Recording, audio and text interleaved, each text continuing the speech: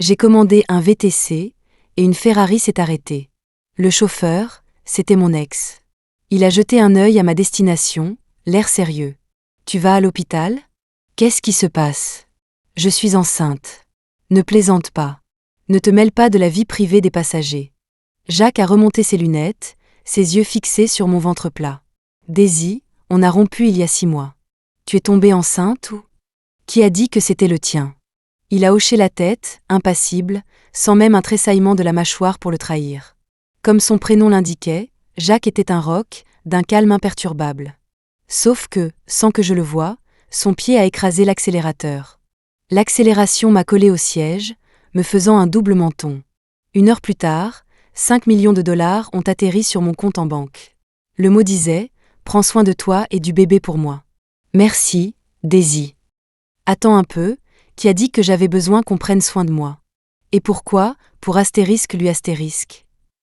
Non seulement ce bébé n'était pas le sien, mais il n'était même pas le mien.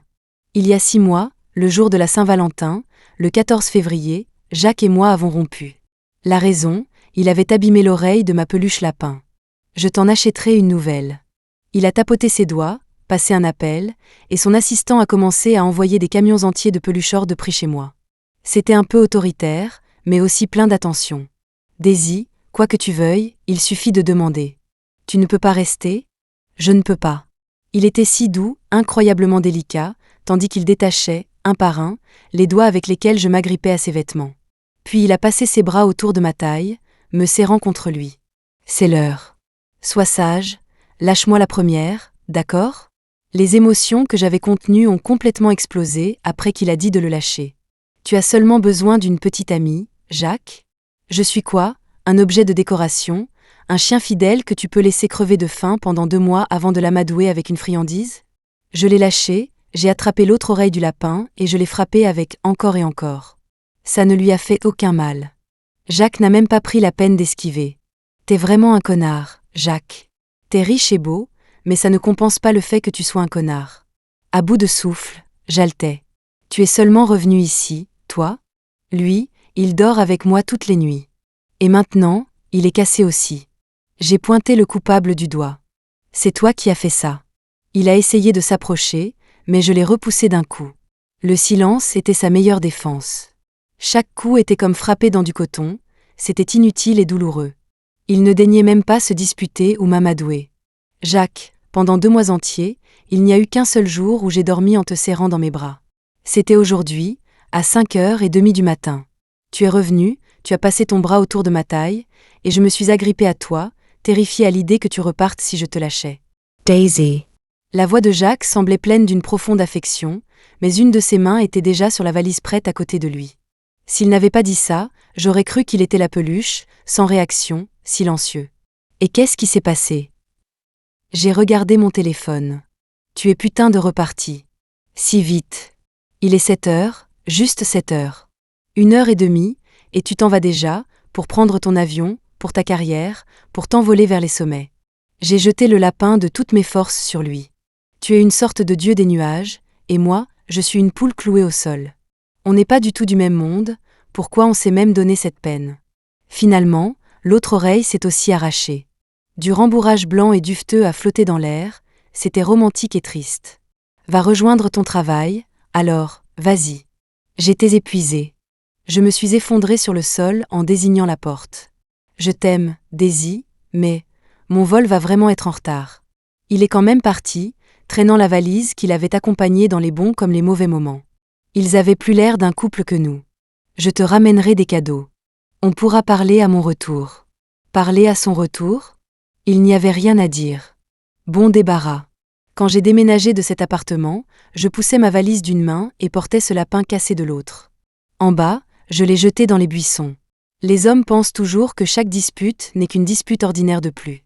Ils pensent que je suis le lapin docile, et que peu importe à quel point je montre les dents et les griffes, une caresse sur la tête et quelques carottes suffiront toujours à me calmer, à me faire retourner me blottir dans leur cage. Il n'a jamais envisagé que ce n'était pas juste une peluche cassée. Sinon, pourquoi serait-il revenu dans un appartement vide ? Voici mon très cher ex-petit ami. Jacques, un jeune talent issu d'une grande famille, un cadre des startups, un homme toujours entre 2 avions. Il était doux, Riche, généreux, travailleur. Il était obsédé par sa carrière, constamment en voyage d'affaires, ayant bâti une entreprise de zéro pour la mener à un développement rapide, et elle est maintenant assez grande. Tout chez lui était génial, sauf quand il s'agissait de m'aimer. Là, il était nul.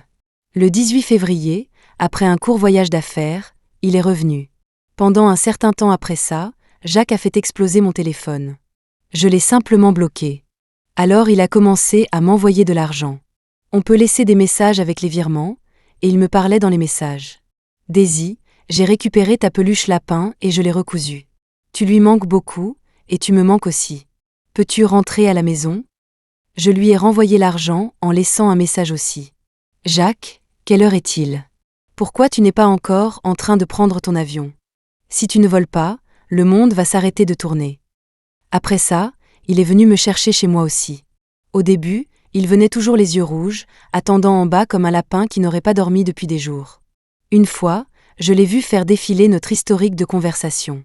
Il a même éclaté de rire en lisant un message où, dans un accès de colère, je souhaitais que son avion se crache et qu'il explose avec. Honnêtement, je ne voyais pas ce qu'il y avait de si drôle.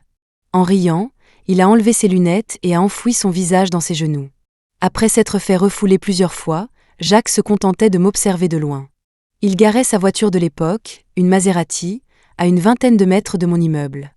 J'ai donc donné des photos de sa voiture et sa plaque d'immatriculation au gardien de l'immeuble.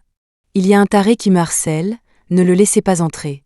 Le gardien a regardé les photos, puis moi, avec une expression compliquée, et a hoché la tête. Harceler quelqu'un en Maserati, c'est une façon de faire assez étrange. Après ça, Jacques s'est calmé pendant un moment. Depuis le 1er avril, il n'était plus venu me chercher. Il avait dû s'envoler de nouveau. Il devait être un phénix, une lanterne céleste, une créature mythique dans une vie antérieure. Le ciel était sa maison, et atterrir signifiait une mort sans sépulture.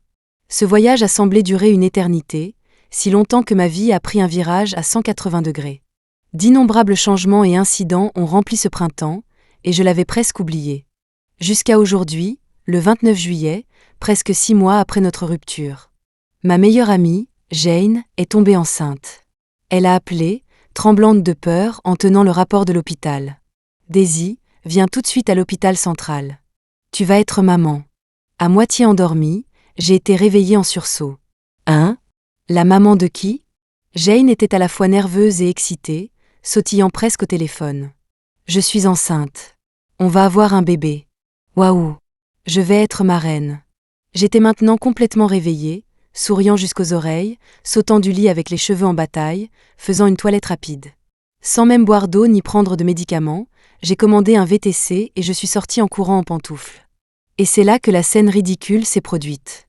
J'avais commandé une Ferrari.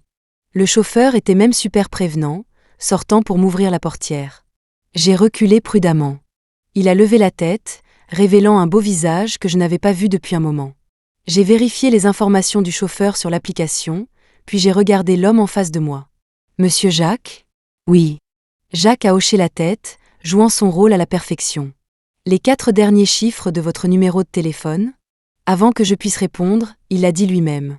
4088, tu ne l'as pas changé. Pourquoi je le changerais ? Ce n'est pas comme s'il était sale. J'ai examiné sa nouvelle Ferrari. Quoi, monsieur Jacques ? La voiture que vous conduisiez avant est devenue trop sale parce que je me suis assise dedans ? Besoin d'une Ferrari pour aller avec votre nouvelle copine ? Non. Non quoi ? Je n'ai pas lâché l'affaire. Pas de nouvelle copine, et elle n'était pas sale. Monte. Il a doucement poussé ma tête, la protégeant avec sa main pour que je ne me cogne pas contre le cadre de la portière. Il a bouclé ma ceinture et a fermé la porte. Ce n'est qu'alors que Jacques s'est installé au volant. Très bien, mademoiselle Daisy. Sur votre droite, il y a des encas et des boissons que vous aimez. Jetez vos déchets n'importe où dans la voiture quand vous aurez fini, je m'en occuperai. Pas mal, monsieur Jacques. J'ai croisé les bras, balançant mes jambes, et je l'ai regardé de côté. À combien de filles tu as sorti cette phrase ? Ce siège passager, c'est la première fois que quelqu'un s'y assoit aujourd'hui. Jacques a baissé le pare-soleil côté passager pour moi. Sérieusement, ce connard est toujours d'une prévenance ridicule au mauvais moment.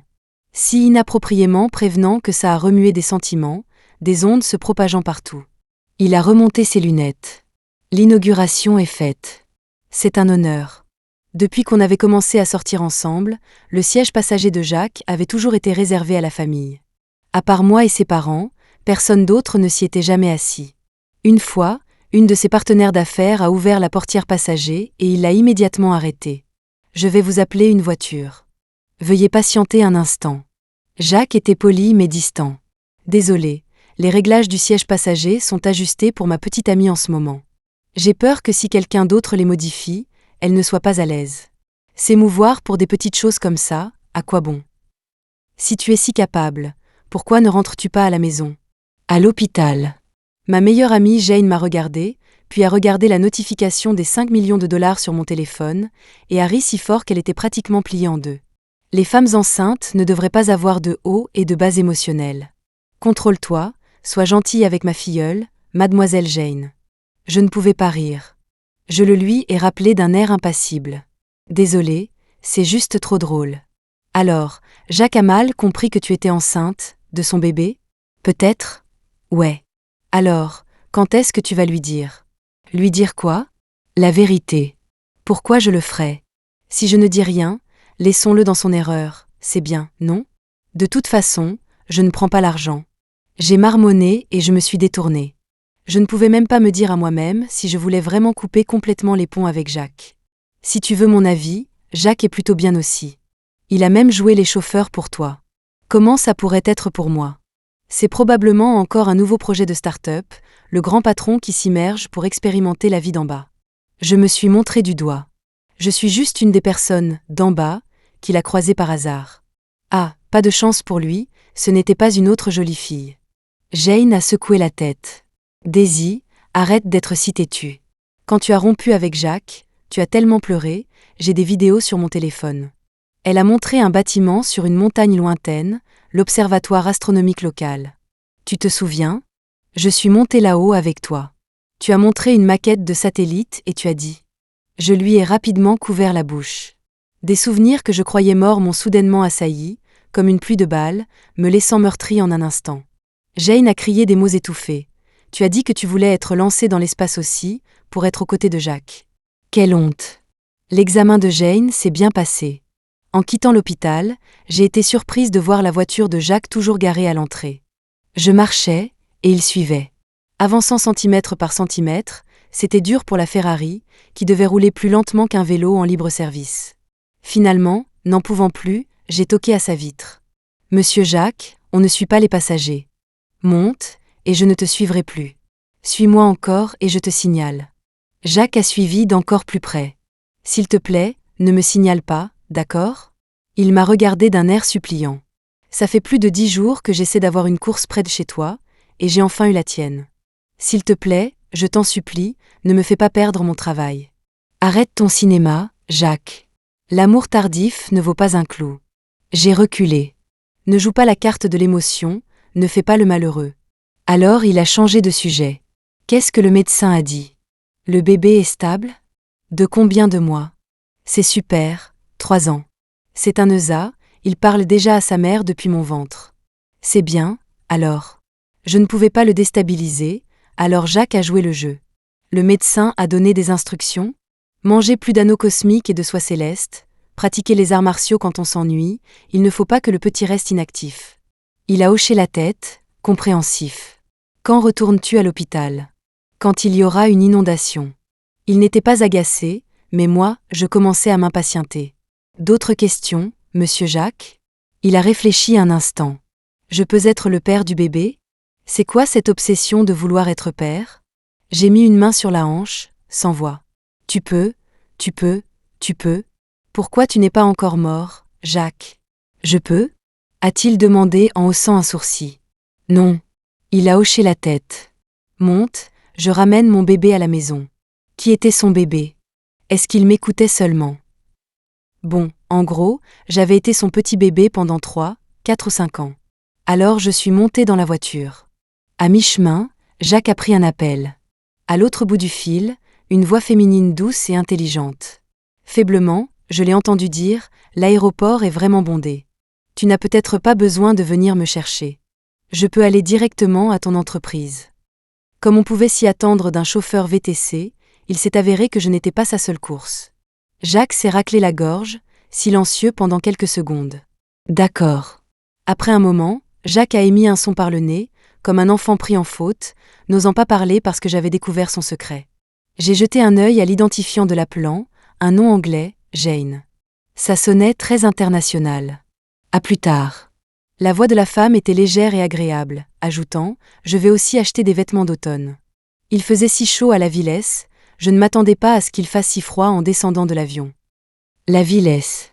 Ces deux mots m'ont serré le cœur. C'était comme si le Neuza dans mon ventre agitait sa soie céleste, me retournant les entrailles. J'avais l'habitude de toujours faire les valises de Jacques pour ses voyages d'affaires. Je mettais toujours des vêtements pour 10 degrés de plus qu'à Pékin, car la Villesse, à plus basse latitude, était sa destination la plus fréquente. Je n'ai jamais su qu'il y avait une fille là-bas nommée Jane. Jack. Avant qu'il ne raccroche, j'ai soudainement parlé. Oui? Il semblait être sous un charme, ne pouvant plus parler que par le nez. J'ai envie de vomir. Qu'est-ce qui ne va pas? Oh, enfin, il parlait. Il s'est avéré qu'il pouvait encore être nerveux. Les nausées matinales, ça ne te dit rien? C'est tout à fait normal pour une femme enceinte d'avoir la nausée. J'ai dit froidement, mes mots acérés. Si tu ne sais même pas ça, comment peux-tu être un père? Quand j'ai dit ces bêtises, j'ai même délibérément haussé la voix. Je ne savais pas avec quoi j'étais en compétition, ni contre qui. Jane? Ou Jacques? C'était étrange. Nous avions rompu. Qui il rencontrait, qu'est-ce que ça pouvait bien me faire? Je peux vomir dans ta Ferrari? Lui ai-je demandé, le menton levé. Le visage de Jacques était légèrement sombre. Il a remonté ses lunettes avec son majeur. Daisy. Pas possible. Il m'a appelé par mon nom complet. Était-il déjà agacé? Tu peux faire tout ce que tu veux. À l'autre bout du fil, la voix embarrassée de Jane est finalement parvenue. Elle a utilisé le nom anglais de Jacques et a demandé « Ce n'est pas un bon moment pour qu'on se voie aujourd'hui. » Pas de problème, c'est bon. Jacques a trouvé une place de parking sur le côté de la route et s'est lentement garé, raccrochant le téléphone en même temps. Je n'ai vraiment aucune expérience pour m'occuper des femmes enceintes. Il m'a regardé avec dévotion. Mais à partir d'aujourd'hui, je vais apprendre sérieusement. Maintenant, peux-tu me dire d'abord comment faire pour que tu te sentes plus à l'aise? Tu dois absolument voir cette Jane aujourd'hui, n'est-ce pas? Pas nécessairement, mais de préférence aujourd'hui. Waouh, ça voulait dire qu'il devrait la voir tôt ou tard. Tes précédents voyages à la ville, est-ce avait quelque chose à voir avec elle? Silence. Jacques a enfilé sans effort son armure de silence, devenant invulnérable. J'avais du mal à respirer, ma tête était en feu, toutes mes armes étaient inutiles, ne poignardant que moi-même. Après une longue pause, il a finalement dit avec parcimonie « Je ne veux pas te mentir, Daisy. Burke. » J'avais vraiment envie de vomir. J'ai ouvert la portière et je me suis précipitée dehors. À travers la vitre réfléchissante, j'ai vu Jacques sourire derrière moi. Il souriait? Comment faire pour que tu te sentes plus à l'aise? Ce n'était pas la première fois que Jacques posait cette question. La première fois qu'il l'a posée, c'était pendant notre première fois. Jacques était toujours comme ça, poliment et studieusement inapproprié. Nous étions ensemble depuis près d'1 an. Sa start-up commençait à bien marcher, et il est parti en voyage d'affaires à la Villesse pendant plus d'1 mois, seul.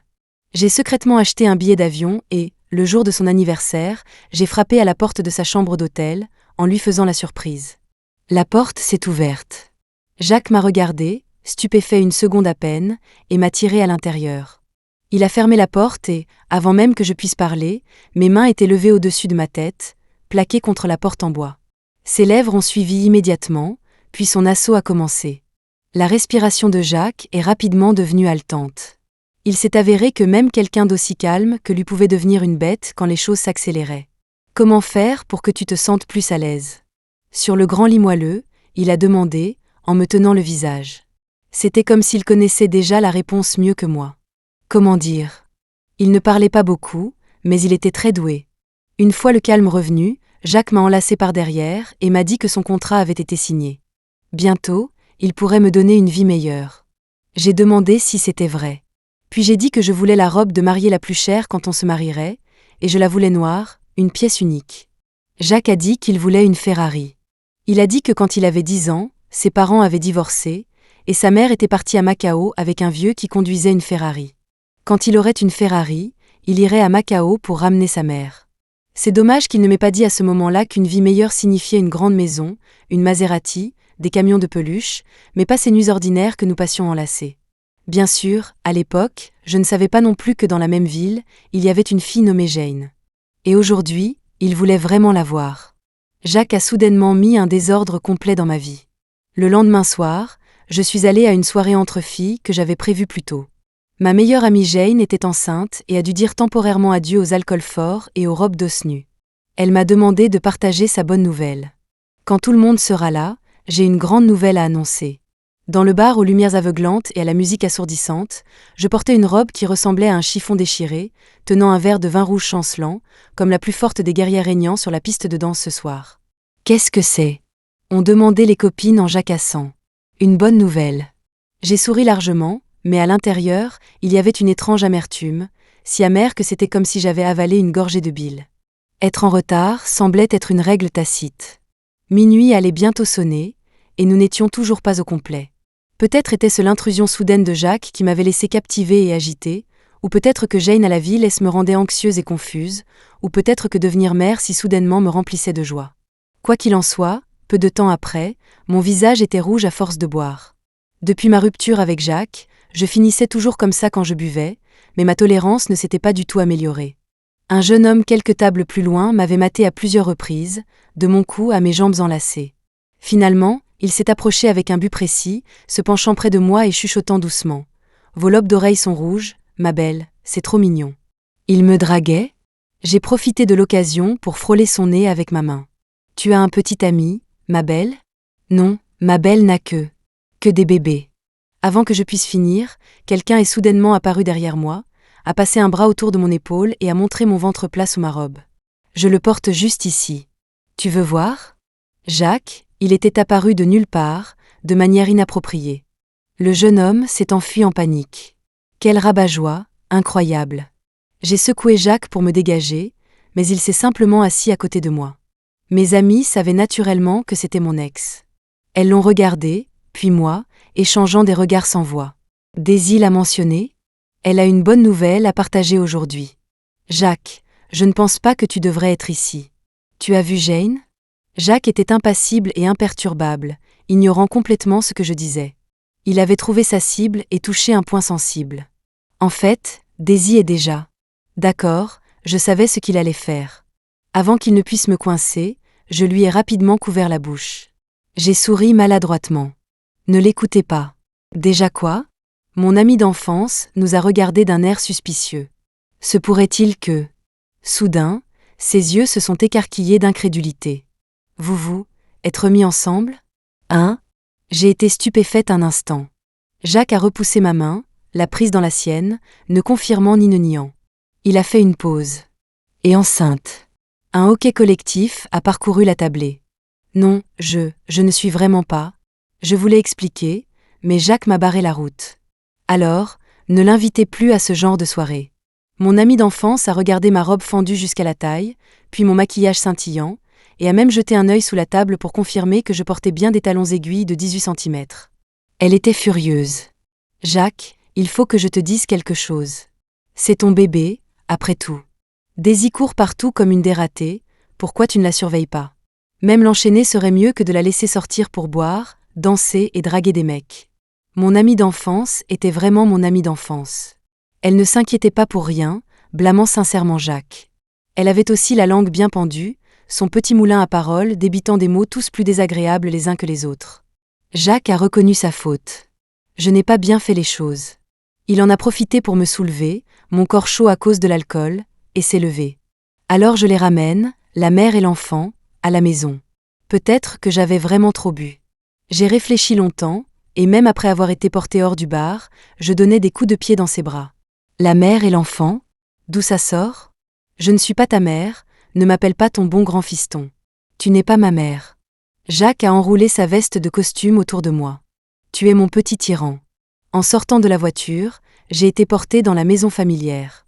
Mon ivresse s'intensifiait, et pendant un moment, je ne savais même plus où j'étais. Jacques a versé un verre d'eau chaude. Froid. Je ne l'ai pas pris, blotti dans une couverture sur le canapé. Où as-tu froid? J'ai frotté mes pieds nus l'un contre l'autre. Jacques a immédiatement compris. Il a d'abord réchauffé ses mains avec le verre d'eau, puis a pris mes pieds et les a blottis dans ses bras. Toujours froid? Froid. J'ai hoché la tête. Où as-tu froid? Toutes les nuits où tu n'es pas à la maison, il fait froid. Jacques n'a rien dit, mais a serré mes pieds encore plus fort. Son visage s'est assombri, ses cils battant légèrement, l'air sombre. Au bout d'un moment, il a appelé mon nom. Daisy, j'ai été si mauvais par le passé. Oui, assez mauvais. Sa voix était basse. Mais je t'aime. Où est mon lapin? Je ne voulais pas écouter, alors j'ai délibérément tiré la couverture sur ma tête et je me suis rapidement détournée, évitant son regard. J'ai sommeil et j'ai froid. Je veux le serrer pour dormir. Attends une seconde. Jacques s'est levé pour le chercher, mais après quelques pas, il est soudainement revenu et s'est agenouillé près du canapé. De manière inattendue, il a levé 2 doigts vers sa tête, comme des oreilles. Serre-moi dans tes bras. Je suis ton petit lapin, Jacques. Je lui ai brutalement pincé le visage, le tirant d'avant en arrière. Qui as-tu dit que tu étais? Tu es Jacques? J'ai marmonné pour moi-même. Il a hoché la tête. Boum! Bang! Soudain, j'ai levé un doigt, l'ai brandi au-dessus de ma tête et j'ai ouvert ma paume. Jacques adore aller dans le ciel. Envoyez-le là-haut. Faites-le exploser en feu d'artifice. Jacques a été stupéfait un instant, puis a souri avec amertume. Ne me fais pas exploser en feu d'artifice. Sa tête s'est lentement inclinée. Tout en frottant mes mains froides encore et encore, il a appuyé sa tête contre la mienne. Garde-moi à tes côtés. D'accord, Daisy? Je ne lui ai pas répondu. Jacques s'est agacé. Il s'est jeté en avant, son odeur familière m'envahissant sous mes lèvres. L'assaut sans fin m'a laissé avec le dos en compote et les jambes en coton. Le lendemain matin, je me suis réveillée dans le lit de Jacques, effectivement entourée de son odeur. Mais j'étais encore entièrement habillée. Merde, ce n'était qu'un rêve. C'était trop embarrassant. J'ai rougi de la base de mon cou jusqu'à mon front, ne sachant pas si c'était de honte ou d'agacement. Daisy, tu es une vraie ratée. Obsédée par son physique au point d'en rêver, et même là, tu n'as pas réussi à conclure. Était-ce parce que j'en étais incapable? Avant que je puisse y penser, ma mère a appelé, et j'ai réalisé que j'avais été réveillée par la sonnerie. Tu as encore trop bu hier soir? Comment ça? J'ai ri maladroitement. 2 reniflements froids de l'autre côté. Tu prends de l'assurance, Daisy. Tu ne bois plus, tu tombes juste enceinte, c'est ça? J'étais sans voix. Pas besoin de réfléchir, mon ami d'enfance avait dû dire quelque chose. Ce moulin à paroles était vraiment infernal. C'est de qui? J'ai soupiré profondément, disant avec impuissance. Pour être honnête, c'est celui de Jane. Ma mère a marqué une pause, puis a explosé de colère. Tu crois que ta mère est idiote? Pourquoi tu ne dis pas que tu es enceinte d'un ESA, tant que tu y es? En fait, je l'avais dit. Daisy, le petit déjeuner est prêt. Soudain, Jacques a poussé la porte au mauvais moment. Il a délibérément haussé la voix de 3 tons, de peur que ma mère n'entende pas. Tu parles à Tati? Il s'est penché vers le téléphone. Bonjour, Tati. C'est Jacques. Avez-vous reçu le caviar que j'ai envoyé? Ma mère à l'autre bout du fil s'est immédiatement tue. Pourquoi est-ce que je me réveillais chez Jacques? J'étais silencieuse aussi. Quand avait-il envoyé du caviar à ma mère? Un instant plus tard, ma mère semblait avoir compris quelque chose d'incroyable, souriant jusqu'aux oreilles. Oh, Jacques, tu aurais dû dire que vous vous étiez remis ensemble. Cet enfant, Daisy, quelle heure est-il et elle dort encore? Ça doit être dur pour toi de lui préparer le petit déjeuner. Toi aussi, ne la gâte pas trop. Même si elle est enceinte, elle est encore fragile. Je ne le suis pas. Mon visage s'est renfrogné. Tu vois, elle ne me laisse même pas dire qu'elle est fragile. Je dis que je ne suis pas enceinte. J'ai finalement compris ce qu'il voulait dire par « chaque mensonge en nécessite 100 autres pour le couvrir ». Oui. Jacques a renchéri. Tati, Daisy n'est pas fragile. Elle peut porter des talons de 18 cm, une robe fendue jusqu'à la taille, et danser comme une folle à 1h du matin. Je lui ai rapidement couvert la bouche et lui ai murmuré férocement à l'oreille. Dis un mot de plus. J'ai levé mon petit doigt, montrant ma manucure à 100 €. Je rayerai ta Ferrari, pour que tu ne puisses plus faire le chauffeur. Oh. Il a baissé les yeux, puis a de nouveau haussé la voix. Tati, Daisy n'a pas l'air d'aimer ma Ferrari comme voiture de mariage. Quand serez-vous libre pour venir avec Daisy regarder des voitures? Pour le mariage, ce qui me convient m'importe peu, c'est surtout ce que vous et Daisy aimez. Voiture de mariage? Se marier? Heureusement que je n'avais pas pris de petit déjeuner, sinon j'aurais vomi à nouveau. Il pensait que des blagues comme ça étaient drôles? Depuis combien de temps Jacques et moi étions-nous ensemble? Je ne m'en souvenais pas. En tout cas, c'était depuis l'époque où nous étions fauchés à l'école jusqu'à sa réussite professionnelle, des chuchotements au téléphone dans la chambre d'étudiants à notre emménagement ensemble dans cet appartement du centre-ville entièrement payé. Malheureusement, j'ai attendu année après année, mais les mots « se marier » ne sont jamais sortis de sa bouche. J'étais finalement fatiguée d'attendre. Et maintenant, il me demandait de regarder des voitures de mariage quand j'aurais le temps? Pour qui me prenait-il? Une toupie? Il pouvait me lancer, me faire tournoyer, me manipuler, et à la fin, je reviendrais toujours tourner à ses pieds, encore et encore, sans jamais me fatiguer. Vu comme ça, il n'y avait pas beaucoup de différence entre une toupie et un chien. Avant que Jacques ne parte travailler, je me suis préparée à quitter son appartement. En traversant le salon, j'ai vu le canapé en désordre et quelques mégots de cigarettes dans la poubelle. J'ai ramassé la peluche lapin sur le canapé, l'examinant. Les coutures où l'oreille avait été recousue étaient tordues, et elles sentaient légèrement le tabac. Il avait dû dormir ici la nuit dernière, en la serrant. Je n'ai pas pu m'empêcher de marmonner. « Tu fumes encore? Depuis quand? » Depuis le jour où j'ai recousu l'oreille de ton lapin. Comme un enfant pris en faute, il a remonté ses lunettes pour cacher ses émotions. Je suis maladroit de mes mains. J'ai cousu toute une nuit. J'étais trop fatiguée, alors j'en ai fumé quelques-unes pour rester éveillée. Ne fume plus. Alors que j'atteignais la porte, Jacques m'a appelé par derrière. « Daisy, tu peux jeter ça pour moi en bas? » Je ne le jette pas. Sois sage. J'ai dit lentement, mot par mot, j'ai dit « je ne le jette pas ». Je comprenais son jeu. Il essayait de faire comme si nous étions toujours ensemble. Mais je ne me comprenais pas moi-même. En regardant les mégots qu'il avait fumés, mon cœur s'est serré. Après ça, Jacques ne m'a plus recontacté. Envahir ma vie, puis disparaître soudainement, il devait trouver ça amusant. Je dois admettre que se faire désirer est une vieille ruse usée, mais qui vous prend toujours aux tripes. Une semaine plus tard, le 6 août, ma mère a appelé pour dire qu'elle venait me rendre visite. C'était comme si j'avais enfin saisi une opportunité, alors j'ai envoyé un message à Jacques. « Ma mère est là.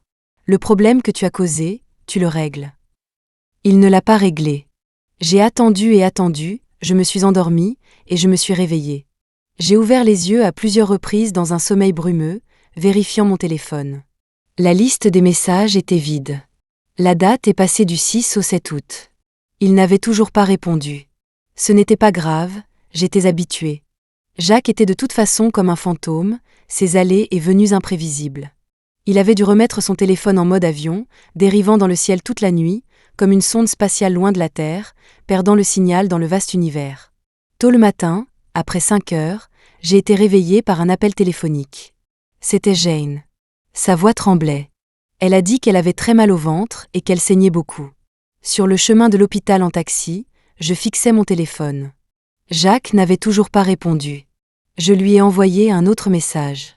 Jane saigne. J'ai tellement peur. J'avais vraiment peur.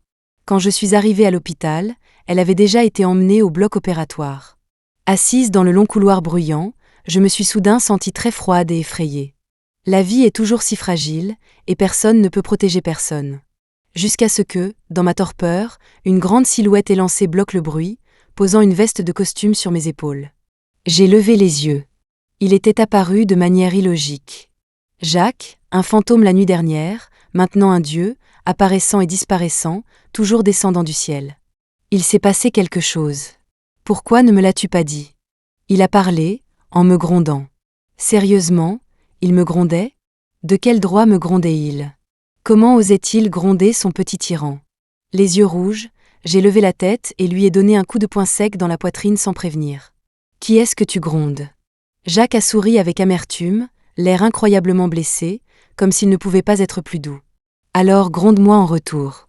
Pourquoi tu n'as pas répondu à mes messages? Je dormais. Tu dormais avec qui? Je voulais dormir avec toi. Jacques s'est accroupi, me regardant fixement, comme pour vanter ses talents. Mais sans toi, je ne pouvais qu'être seule. J'ai dit que ma mère est là. Il avait l'air indifférent. Ce n'est pas comme si tu criais au loup. Le bazar que tu as mis au téléphone, va le régler toi-même. Oh? Le bazar que j'ai mis?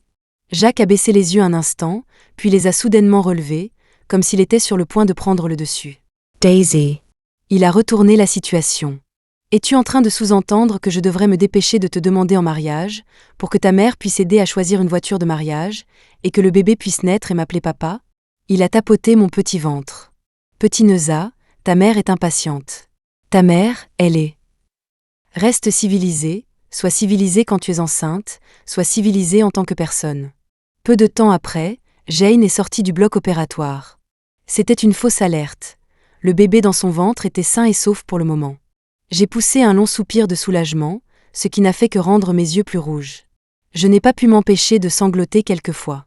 Je me suis précipitée et j'ai serré Jane, qui venait de se réveiller, dans mes bras et je l'ai embrassée sur le front. Tu as travaillé si dur, maman. C'est tellement génial que toi et le bébé soyez en sécurité. Jane a froncé les sourcils, sans voix, incapable de bouger, ne marmonnant que dégage, dégage, dégage. Ne dis pas de choses bizarres, elle a un mari. Jacques m'a attrapé par le col et m'a éloigné. Il a fait une pause, puis a ajouté. Tu devrais en avoir un aussi, Daisy. Moi, avoir un mari? Désolée, je n'ai pas quelque chose d'aussi bien. J'ai seulement ce que toutes les femmes du monde veulent lancer dans l'espace avec une fusée, un ex-petit ami. J'ai levé les yeux au ciel et je me suis détournée, poussant le lit de Jane. On peut se remettre ensemble? Jacques suivait de près, sa voix faible, ajoutant brusquement, tu me manques vraiment. Tu me manques, comment tu me manques? J'ai souri avec mépris et je me suis arrêtée, j'ai ouvert mon téléphone et je lui ai montré notre page de messages. C'était un monologue vert. Un chant de solitude de mon côté. Parce que tous les messages avaient été envoyés par moi. Il y avait de tout dedans, et il n'avait répondu à aucun. Tu me manques aussi, Jacques. Mais tu ne réponds même pas à mes messages, et tu n'apparais qu'occasionnellement. Le reste du temps, aucune nouvelle de toi. J'ai planté l'écran du téléphone devant son visage. C'était comme ça quand on était ensemble, tu volais dans le ciel, pas de signal. C'est toujours comme ça maintenant, qu'est-ce que tu fabriques? Tu n'as jamais de signal. Est-ce que Jane est retournée à la Villesse, et maintenant tu as le temps de t'occuper de moi? Tu dis que tu veux qu'on se remette ensemble? Je pense que tu veux aller dans le ciel. Il a fait une pause un instant, puis a soudainement ri. Tu es jalouse de Jane? C'était quoi cette façon de souligner les choses? Non. Jane, allongée dans son lit d'hôpital, s'est frotté le nez. Je sens l'acidité d'ici. J'ai dit non. Il était grand. Il a posé une main sur ma tête. Mes dents et mes griffes dégainées étaient facilement maîtrisées par lui. Il riait encore. Après avoir installé Jane dans la chambre d'hôpital, l'infirmière m'a salué. Ça fait longtemps, mademoiselle Daisy. C'est un hôpital, ne pas voir quelqu'un est une bonne chose. Jacques n'était pas à l'aise pour entrer, alors il s'est assis dehors sur une chaise, jouant sur son téléphone. Son écran était plein d'un espace blanc, tous les messages que j'avais envoyés. Après avoir installé Jane, je suis sortie. Jacques a levé les yeux. J'ai vu tes messages. Quoi? Désolé, j'ai dû m'occuper de certaines choses ce matin et je n'ai pas eu l'occasion de répondre. Il a fait une pause. Mais quand tu as dit que tu avais peur, je suis revenue. Il m'a regardé fixement, ses yeux injectés de sang après une nuit blanche. J'avais tellement peur que tu aies peur. Il avait peur? Il a dit qu'il avait peur? Je pensais que les seules choses qui pouvaient effrayer Jacques étaient la baisse des revenus de son entreprise, sa croissance stagnante, ou ses nouveaux produits invendus.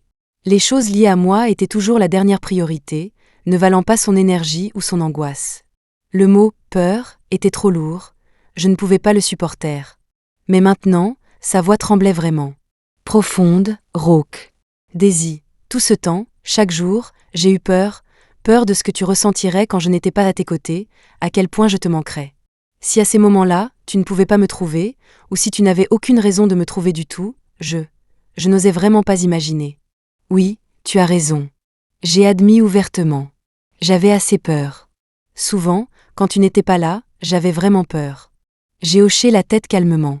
Mais j'ai plus peur que nous continuions notre relation confusément, alors que je ne suis même pas sûre de l'importance que j'ai, ou si nous sommes même faits l'un pour l'autre.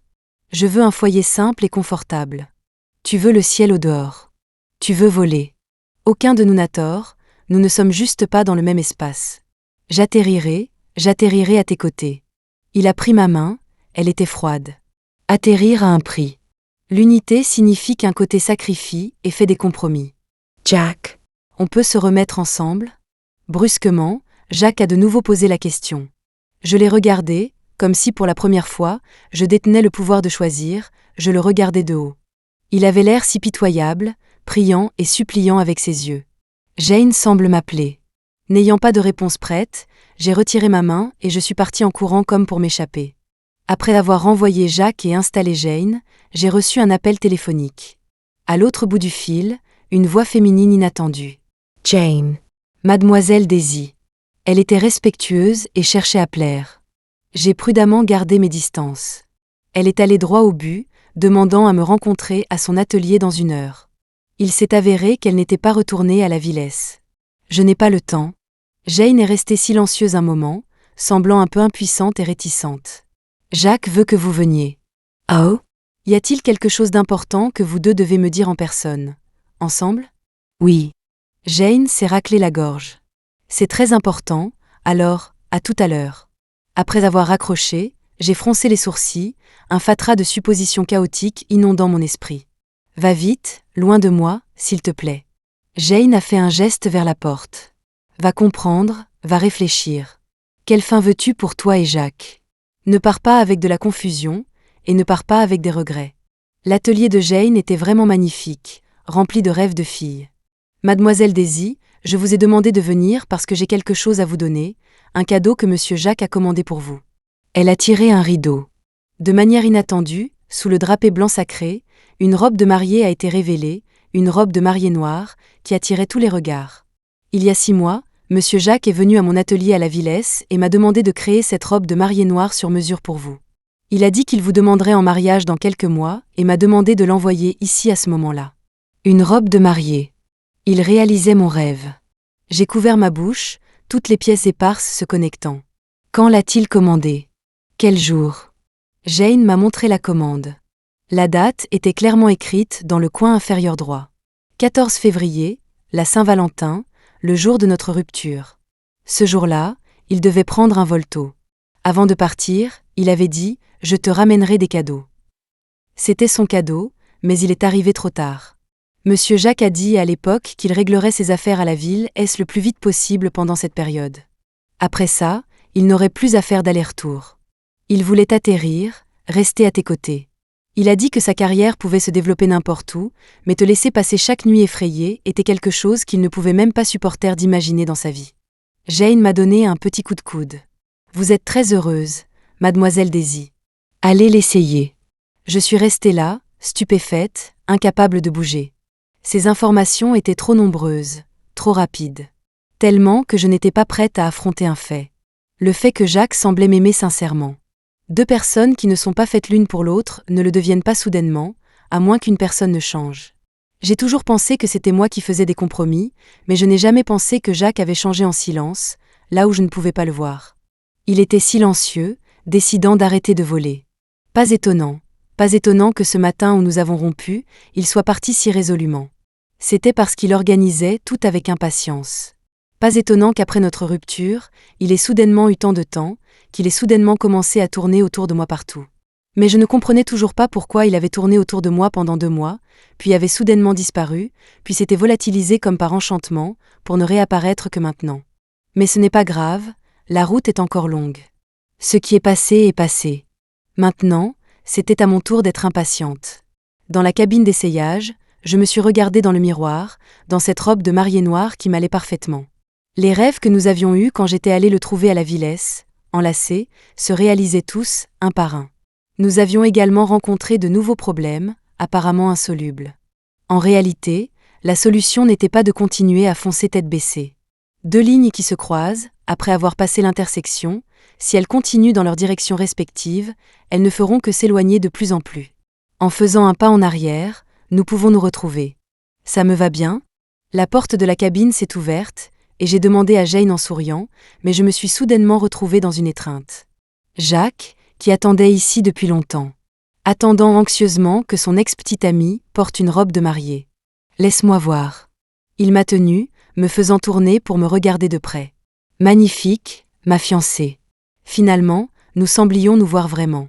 Pas encore la tienne. Tu devrais dire, magnifique, mon ex-petite amie. Alors es-tu prête à être ma fiancée? Jacques s'est agenouillé sur un genou. Daisy, peut-être que tu as raison.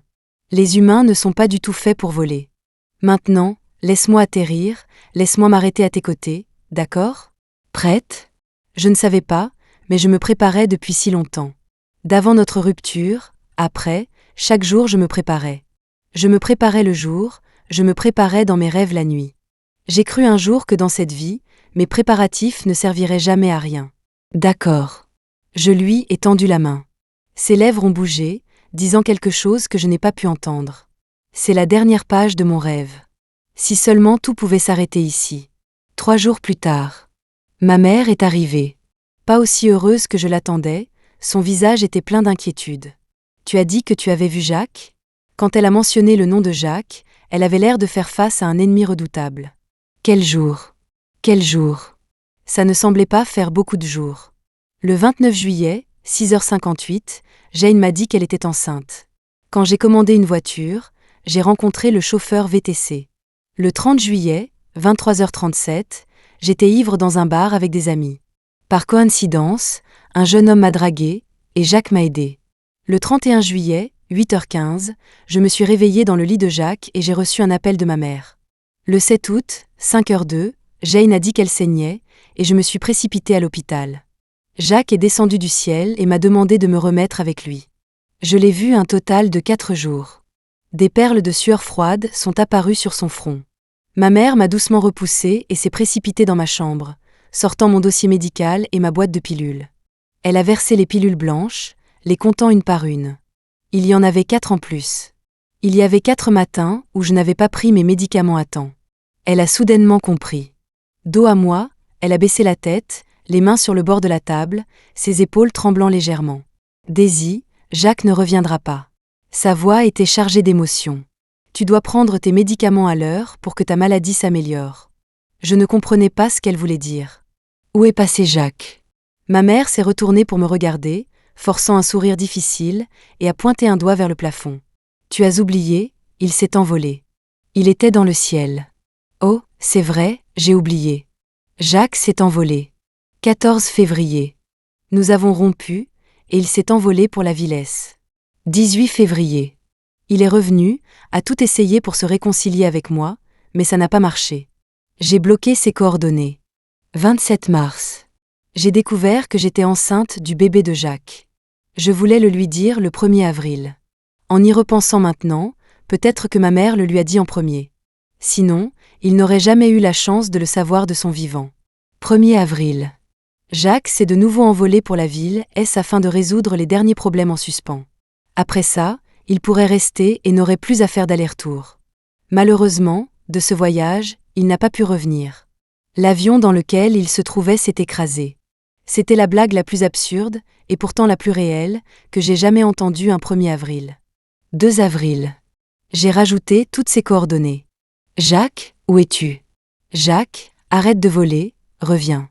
Jacques, remettons-nous ensemble, d'accord? Jacques, tu me manques tellement, et le bébé aussi. Jacques, sans toi, j'ai si peur, si peur, si peur. Jacques, vole où tu veux voler. Je ne te contrôlerai plus, je ne t'attacherai plus. Arrête-toi juste de temps en temps, arrête-toi et regarde-moi. Tu n'as pas besoin de me prendre dans tes bras pour dormir, pas besoin de rester avec moi. Regarde-moi juste. Regarde-moi. Il n'a répondu à aucun message. Il était toujours un tel connard. Je le détestais. 27 avril. À cause d'une dépression émotionnelle excessive, je n'ai pas pu garder cette petite vie. 15 mai. Jane et moi sommes montés à la tour de l'observatoire astronomique. J'ai dit que je voulais être lancée dans l'espace aussi, pour devenir une étoile avec Jacques. Comment avais-je pu oublier?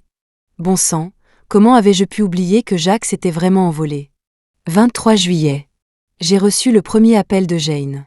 Elle a dit que Jacques m'avait commandé une robe de mariée à la Villesse bien à l'avance, et qu'elle me l'apporterait la semaine prochaine. Je n'avais jamais su avant que Jacques se préparait à m'épouser. Je pensais qu'il ne se souciait pas de moi, qu'il ne m'aimait pas.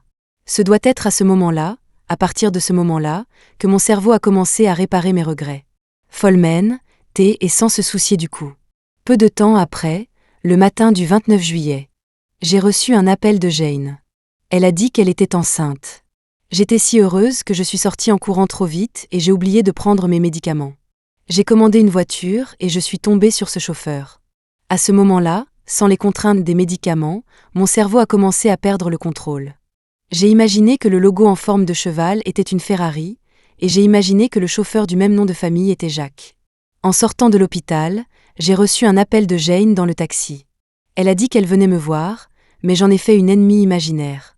Le même jour, j'ai reçu les 5 millions de dollars de l'assurance. Avec les dernières volontés de Jacques, prends soin de ton enfant pour moi. Merci, Daisy. Je n'ai pas bien fait les choses. Jacques, arrête d'être un tel connard. Occupe-toi de tes propres affaires. Personne ne le fera pour toi. 30 juillet, minuit. J'étais ivre dans un bar, et un jeune homme est venu me draguer. Il m'a demandé, « Tu as un petit ami, ma belle ?» J'ai dit, « Non, ma belle n'a que. » J'ai ouvert mon écran de veille, qui était une photo de Jacques.